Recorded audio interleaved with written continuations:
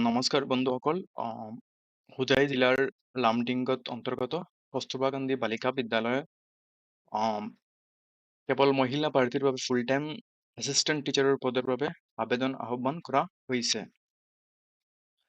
আৰু এই নিযুক্তি সম্পূৰ্ণৰূপে কন্ট্ৰেকচুৱেল হ'ব আৰু এইটো 11 মান্থৰ বাবে হ'ব।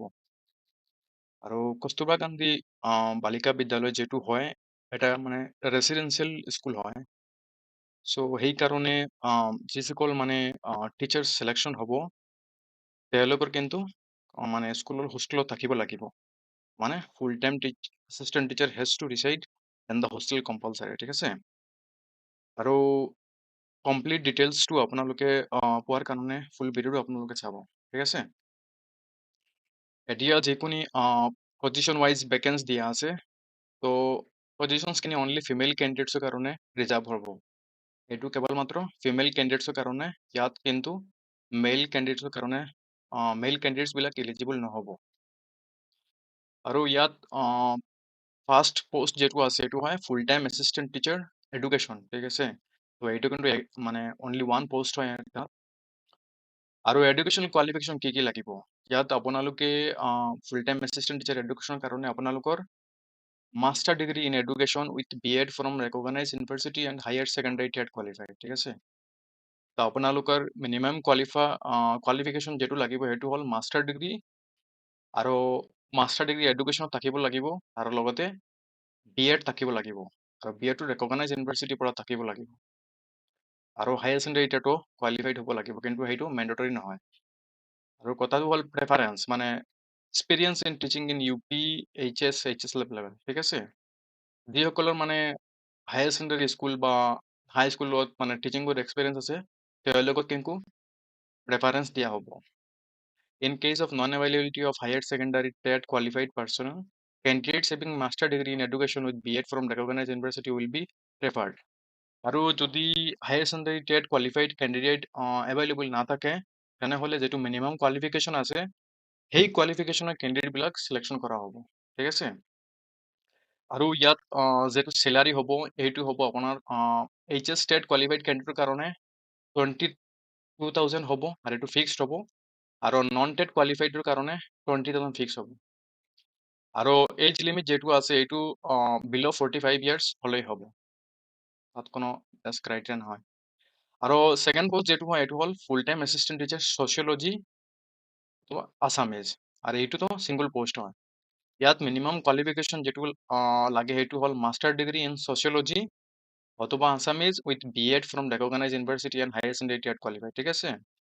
তো ইয়াতো কিন্তু মাষ্টাৰ ডিগ্ৰীখন ছ'চিয়লজি বা আছামিজত লাগিব, লগতে BEd লাগিব। আৰু ইয়াত প্ৰেফাৰেঞ্চ দিয়া হ'ব যিবিলাকৰ মানে টিচিং এক্সপিৰিয়েঞ্চ আছে, বা আপাৰ প্ৰাইমাৰী হওক, হাই স্কুল হওক বা হায়াৰ ছেকেণ্ডাৰী স্কুলত হওক। আৰু যদি মানে হায়াৰ ছেকেণ্ডাৰী টেট কোৱালিফাইড নাথাকে তেনেহ'লে মিনিমাম কোৱালিফিকেশ্যন হ'লেই চিলেকশ্যন হ'ব। আৰু ইয়াতো চেলাৰী কিন্তু ছেমেই আছে, যিবিলাক মানে HS টেট কোৱালিফাইড হ'ব তেওঁলোকৰ কাৰণে 22,000 হ'ব, আৰু যিলোক মানে টেট কোৱালিফাইড নহ'ব তেওঁলোকৰ কাৰণে 20,000 হ'ব। আৰু এইটো এইজটো চবৰ কাৰণে ছেমেই হয়। আৰু ইয়াত থাৰ্ড পোষ্ট যেটো আছে সেইটো হ'ল এছিষ্টেণ্ট টিচাৰ মেথমেটিক্স। ইয়াতো কেৱল মাত্ৰ এটাই পোষ্ট আছে, আৰু এই পোষ্টটোৰ কাৰণে যিটো মিনিমাম কোৱালিফিকেশ্যন হ'ব সেইটো হ'ল master degree in mathematics with BEd from recognise university and higher secondary TET qualified. তো ইয়াতো আপোনালোকক মাষ্টাৰ ডিগ্ৰী ইন মেথমেটিক্সত লাগিব, আৰু BEdও লগত লাগিব, আৰু হায়াৰ ছেকেণ্ডাৰী টেট কোৱালিফাইড। আৰু প্ৰেফাৰেঞ্চটো দিয়া হ'ব ছেইম, আপোনাৰ যদি কিবা টিচিং এক্সপিৰিয়েঞ্চ থাকে আপাৰ প্ৰাইমাৰী স্কুল বা হাই স্কুল বা হায়াৰ ছেকেণ্ডাৰী স্কুলত তেনেহ'লে আপোনালোকক প্ৰেফাৰেঞ্চ দিয়া হ'ব। আৰু যদি এক্সপিৰিয়েঞ্চ কেণ্ডিডেট বা হায়াৰ ছেকেণ্ডাৰী টেট কোৱালিফাইড নাথাকে তেনেহ'লে মিনিমাম কোৱালিফিকেশ্যন হ'লেই চিলেকশ্যন হ'ব। আৰু এই পোষ্টখিনিৰ কাৰণে ছেইম চেলাৰী হ'ব 22,000, আৰু টেট কোৱালিফাইড নহ'লে 20,000 হ'ব। এইজখিনিও ছেইম আছে। আৰু ফ'ৰ্থ পোষ্ট যেটো হয় এইটো হ'ল ফুল time assistant teacher chemistry and physics.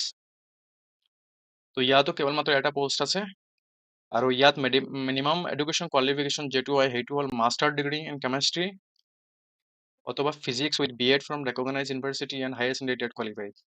এই পোষ্ট যেটো হয় এইটোৰ কাৰণে আপোনালোকে মাষ্টাৰ ডিগ্ৰী ইন কেমেষ্ট্ৰিত লাগিব, অথবা আপোনালোকে মাষ্টাৰ ডিগ্ৰী ইন ফিজিক্সত লাগিব, লগতে BEd ৰেকগনাইজ ইউনিভাৰ্চিটিৰ পৰা লাগিব, আৰু হায়াৰ ছেকেণ্ডাৰী টেটো লাগিব। কিন্তু প্ৰেফাৰেঞ্চ দিয়া হ'ব যিবিলাক মানে আপাৰ প্ৰাইমাৰী হাই স্কুল বা হায়াৰ ছেকেণ্ডাৰী স্কুলত এক্সপিৰিয়েঞ্চ আছে। আৰু যদি হায়াৰ ছেকেণ্ডাৰী টেট কোৱালিফাইড নহয় তেনেহ'লে মিনিমাম কোৱালিফিকেশ্যন হ'লে হৈ যাব।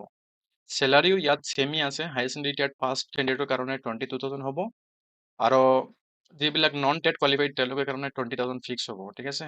আৰু এইজটো যিটো হয় 45 ইয়াৰ্ছ হ'ব, মিনিমাম 45 ইয়াৰ্ছৰ তলত হ'লে হ'ব। ইয়াত ৰিজাৰ্ভেশ্যনৰ কথা কৈছে, তো all position are reserve for female candidates only, ঠিক আছে। ইয়াত মানে কাষ্ট ৱাইজ বা কেটাগৰাইজ কোনো ৰিজাৰ্ভেশ্যন কোৱা নাই, কিন্তু এটা কিন্তু কৈছে যে all position are reserve for female candidates only.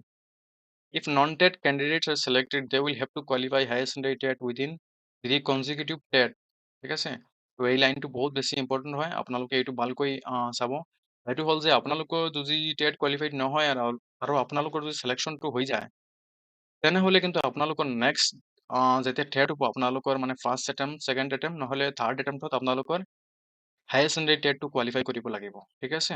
আৰু এইটো অলপ হাইলাইট কৰি মেনশ্যন কৰি দিছে, ঠিক আছে। তো আপোনালোকে এইটোৱে অলপ ইম্পৰ্টেণ্ট দিব। এতিয়া কথাটো হ'ল যিখিনি পোষ্ট আছে সেইখিনি পোষ্টৰ কাৰণে আপোনালোকে কেনেকৈ এপ্লাই কৰিব। তো ইয়াত দিছে এপ্লিকেশ্যন ইন প্লেইন পেপাৰ ষ্টেটিং, মানে ইয়াত কোনো ষ্টেণ্ডাৰ্ড ফৰ্ম নহয়, আপোনালোকে নৰ্মেল প্লেইন পেপাৰত আপোনালোকৰ নেম অফ পোষ্ট এপ্লাইড, আপুনি মানে যিটো পোষ্টৰ কাৰণে এপ্লাই কৰিব সেইটো দিব, নেম অফ এপ্লিকেণ্ট, আপোনাৰ নাম, permanent address for communication, contact mobile number, date of birth, আৰু আপোনাৰ যি এইজ হয় সেইটো দিব লাগিব। আৰু লগতে এডুকেশ্যন কোৱালিফিকেশ্যন, ৱৰ্কিং এক্সপিৰিয়েঞ্চ, মানে যিহেতু আপোনালোকে কিবা কণ্টেক্সুৱেল আগতে টিচিং এক্সপিৰিয়েঞ্চ থাকিলে সেইটো দিব। লগতে পাছপৰ্ট চাইজ ফটোগ্ৰাফ, আৰু self attested testimonials in support of age, qualification, caste, disability, expense etcetera.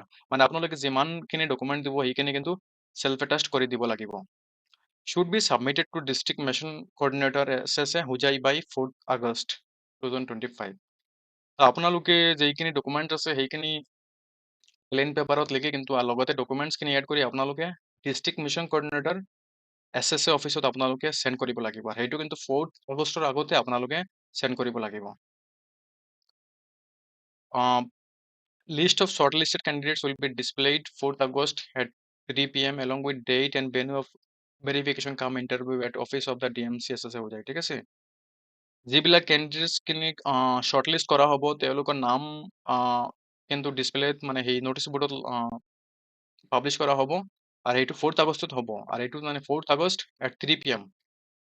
3 p.m. হ'ব। আৰু তাত কিন্তু আপোনালোকৰ কোন ডেটত আপোনালোকে ইণ্টাৰভিউ আৰু কি হ'ব সেইবিলাক কিন্তু দিয়া হ'ব। Office of the DMC SSA Hujai. No separate call letter will be issued, nor TAD will be paid for attending verification cum interview. তো আপোনালোকৰ সেই ন'টিছখনত যি ডেট আৰু ভেনু ইণ্টাৰভিউ কাৰণে দিয়া হ'ব সেইখিনি হ'ব, মানে ছেপাৰেট আপোনালোকৰ কোনো কল লেটাৰ বা এডমিট কাৰ্ড ইছ্যু নহ'ব। আৰু এইটো ইণ্টাৰভিউ এটেণ্ড কৰাৰ কাৰণে আপোনালোকক কোনো মানে সেই TAD দিয়া নহ'ব, ঠিক আছে। তো এইখিনি আছিল এই ভিডিঅ'ত। আপোনালোকে এডভাৰটাইজমেণ্টটো অলপ ভালকৈ চাব, আৰু যদি আপোনালোকৰ কোৱালিফিকেশ্যনটো মেচ হয় তেনেহ'লে আপোনালোকে এপ্লাই কৰি দিব। আৰু পোষ্টখিনি কিন্তু অনলি ফিমেল কেণ্ডিডেটছৰ কাৰণে ৰিজাৰ্ভ হয়, ঠিক আছে। ধন্যবাদ।